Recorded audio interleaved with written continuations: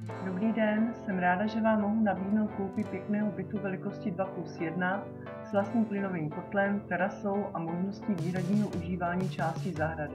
Vcházíme do první části bytu, kde je příčkou vytvořena předsínka, na kterou navazuje obývací pokoj.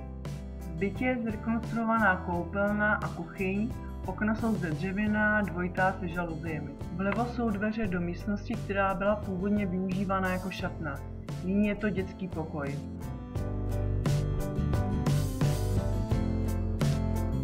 Z obyváku se jdeme podívat na pěknou a prostornou terasu, kde je příjemné posezení.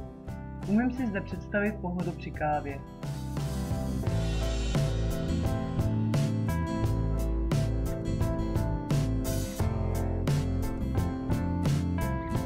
Přestože jsme nedaleko centra města, máme z terasy pěkný výhled do zeleně. Vracíme se do bytu. Přes obývací pokoj pokračujeme prohlídku s rekonstruovanou kuchyní.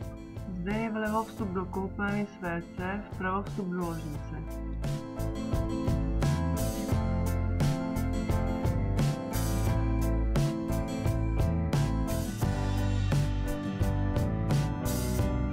V kuchyňské lince je zabudovaná varná deska na plyn, na ní digestoř, vpravo pak horkovzdušná trouba.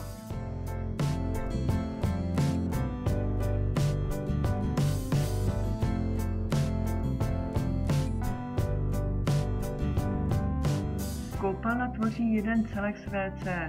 Je zde i plynový kotel, který zajišťuje vytápění bytu a ohřev vody.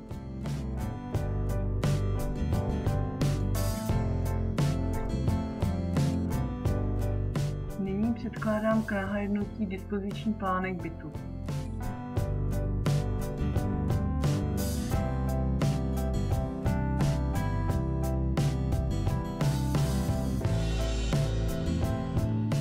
V bytu jsme přišli na zahradu domu, kde je místo na hraní pro děti i na příjemné grilování s přáteli.